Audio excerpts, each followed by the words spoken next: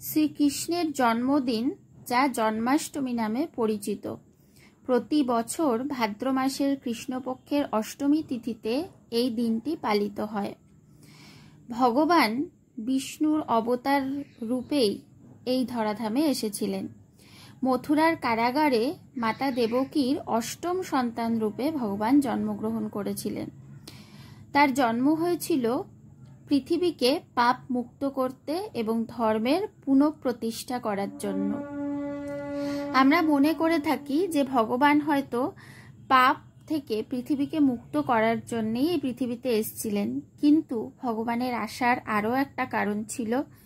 ভগবান কিন্তু ভক্তদের সাথে দেখা করার জন্যই এসেছিলেন। অনেক অনেক ভক্তদের উদ্ধার করতে ভগবান এসেছিলেন।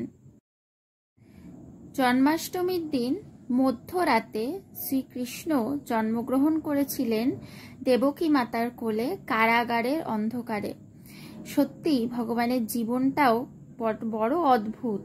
ভগবান বিশ্ব ব্রহ্মাণ্ডের মালিক হওয়া সত্ত্বেও মধ্যরাতে কারাগারের অন্ধকারেই ভগবানকে জন্ম নিতে হয়েছিল। তো এটার থেকে অনেক কিছু শেখার আছে। আমরা আমাদের জীবনের অল্প দুঃখতেই অনেক বেশি কাতর হয়ে পড়ি, কিন্তু যে বিশ্ব ব্রহ্মাণ্ডের মালিক ভগবান, সেও কিন্তু জীবনে অনেক অনেক কিছু সহ্য করেই এই ধরাধামে ছিলেন। তো যাই হোক, ভগবানের এই লীলা, ভগবানের সারা জীবন কিন্তু লীলাময়। ভগবান সারা জীবন অনেক লীলা করেছেন, কারণ তার লীলা করার পেছনে একটাই কারণ ছিল, ভক্তদের প্রেম পাওয়া, ভক্তদের মনে জায়গা করে নেওয়া এবং ভক্তদের ভালোবাসা পাওয়া। তার জন্যই কিন্তু ভগবানের এই লীলাময় জীবন। ভগবানের প্রত্যেকটি লীলার থেকে শুনলে বা জানলে ভগবানের প্রতি ভালোবাসা কিন্তু বেড়েই যায়, আর মনেও এক অদ্ভুত শান্তি পাওয়া যায়, যেটা ভাষায় বলে প্রকাশ করা যাবে না। জীবনে যতই দুঃখ কষ্ট থাক, ভগবানের এই লীলাময় জীবন, ভগবানের এই কথা, এগুলো শুনলে কিন্তু মনের অনেক শান্তি পাওয়া যায় এবং মনের অনেক দুঃখ কষ্ট দূর হয়। আমাদের জীবনে আমরা অনেক কিছু শিখতেও পারি ভগবানের এই লীলাময় জীবনের কথা শুনলে। ভগবানের জীবনটা কিন্তু আমাদের কাছে আদর্শ। এই আদর্শ মনে করে আমরা যদি ভগবানের লীলাময় কথা শুনি, তাহলে আমরা কিন্তু জীবনে অনেক দিকে অনেক রকমভাবে অনেক শিক্ষাই পাব। তো এই ছিল আজকের দেখো ভগবানের অভিষেক। গতকাল রাত 12টার সময় ভগবানের এই লীলাময় অভিষেক হয়েছে।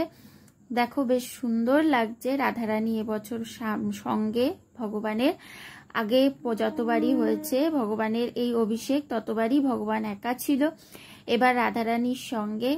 সত্যিই এক অদ্ভুত দর্শন, চোখ যেন জুড়িয়ে গেছে, সত্যিই দেখার মতো। দেখে সত্যিই মনে এক অদ্ভুত শান্তি। এখনো যে দেখছি সত্যিই খুব ভালো লাগছে, তাই তোমাদেরকেও দেখালাম, তোমরাও দেখো। আশা করি ভালো লাগবে। তো কেমন লাগছে ভিডিওটা অবশ্যই জানিও, অবশ্যই সাথে থেকো, পাশে থেকো। আর তো আমিও চেষ্টা করব তোমাদের সাথে ভগবানের এরকম অনেক লীলা শেয়ার করে নিতে। তো আজকে নন্দোৎসবের দিন দেখো ঠাকুরের ভোগ হয়েছে, খিচুড়ি হয়েছে, যা ভগবানের সত্যি অতি প্রিয়। আর এই খিচুড়ির সাথে বাঁধাকপি আর পাঁপড় ভাজা হয়েছে। তো এই ছিল আজকের প্রসাদ। আর সন্ধেবেলা দেখো সোনামা এসেছিল মায়ের সাথে, এসে কেমন সুন্দর একা হাতেই প্রসাদ খাচ্ছে। ওকে কিন্তু একবারও বলতে হয়নি, এসেই বলছে চলো মনি আমাকে প্রসাদ দাও। দেখো কেমন সুন্দর করে ওর ছোট্ট ছোট্ট হাতে যেমন ভাবে পারছে নিজের মতো করে প্রসাদটা খাচ্ছে। এটা দেখতেও আমার খুব ভালো লেগেছে। ওর কিন্তু ভগবানের প্রতি ভক্তি ভালোবাসা খুব বেশি, সেটা তোমরা আগেও জেনেছো, আগেও বলেছি। তো সবাই ভালো থেকো। রাধে রাধে, টাটা।